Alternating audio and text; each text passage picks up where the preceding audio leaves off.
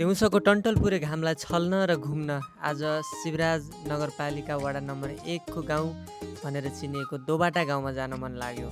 धेरै समय भइसकेको थियो घर बस्दा बस्दा यो गर्मीमा बस्दा बस्दै र आज अलिकति भए पनि पहाड चढौँ भन्ने योजनाले चाहनाले आज म दोबाटा जाने भन्ने योजनाले म निस्किएँ र बानियाबार चोकमा भाइसँग भेट भयो।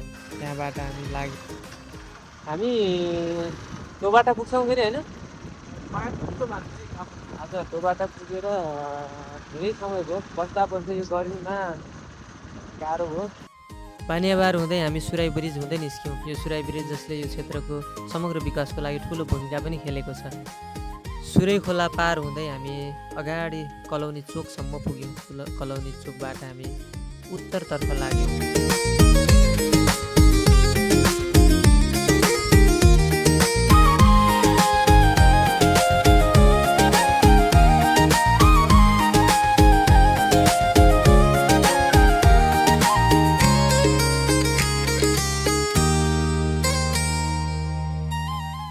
चुरे पहाडको आडैमा रहेको यो बनकसबास गाउँको मैले योभन्दा अगाडि ड्रोन भिडियोहरू पनि मैले बनाइसकेको छु र यहाँबाट सुरु हुन्छ उकालो चढ्ने यात्रा।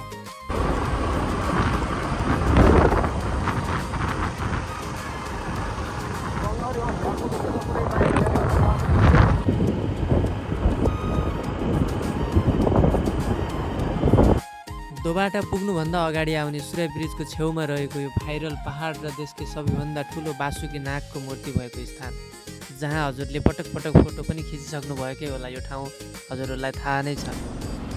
हामी दुई भाइ अहिले चोरखोला लगभग आइपुग्न लागिसक्यौँ। भाइरल पहाड यो हाम्रो सुराई ब्रिज हुँदै अगाडि दोबाटोनिर आइपुग्न लागिसकेका छौँ। ल फाइनल्ली हामी दोबाटा आइसक्यौँ। यो दोबाटाको एक गाउँ अगाडि ठ्याक्कै पूर्व पश्चिम राजमार्गको छेउमा दोबाटा गाउँमा हामी आइसकेका छौँ। स्थानीय गाउँले दिदी केरा बेच्न बस्नुभएको रहेछ। 100 रुपियाँको 1 केजी बराबर अरे। खाँदाखेरि गाउँले केरा गजबको मिठो लाग्यो हामीलाई त। थोरै भए पनि पहाडतिरको भएर होला यो केरा साँच्चै भन्यो भने गजबको मिठो लाग्यो। 100 रुपियाँ दर्जन? हजुर ए यो यतिलाई 100 रुपियाँ? ल यसलाई चाहिँ 100 रुपियाँ अरे।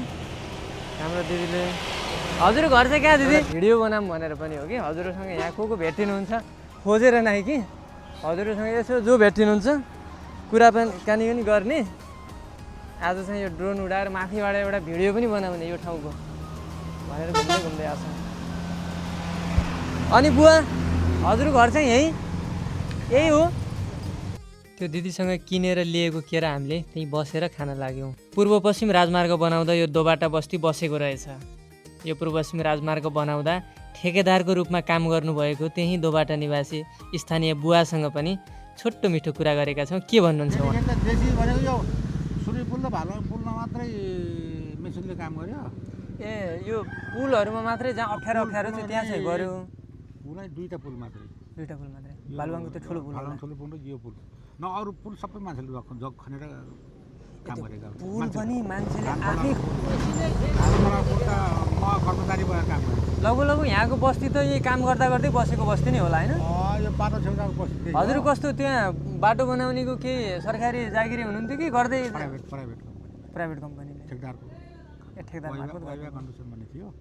वाइबा कन्स्ट्रक्सन भन्ने थियो गोर्खाको। अनि म त्यसैमा स्टाफमा काम गरेको थिएँ। के काम गर्नुभएको? मैले त लेबर लगाउने मिस्त्री लगाउने। लेबर मिस्त्री त्यति बेला त सस्तो थियो होला होइन? त्यतिखेर मैले 20 रुपियाँमा मैले 10 रुपियाँमा काम गरेको। एक दिनको 10 रुपियाँ। दिदीबाट किनेको केरा खाइसके पछाडि स्थानीय बुवासँग केही लामो समय नै भयो त्यो कुरा गरिसके पछाडि अब लाग्यो हामी ड्रोन भिडियो बनाउनतर्फ। हामीले दोबाटा गाउँ कस्तो छ, कस्तो देखिँदो रहेछ, माथि आकाशबाट हेर्दा कस्तो देखिँदो रहेछ भनेर ड्रोन मार्फत हामीले भिडियो बनाउन लाग्यो। आउनुहोस् ड्रोनबाट कस्तो देखिँदो रहेछ दोबाटा गाउँको भिडियो।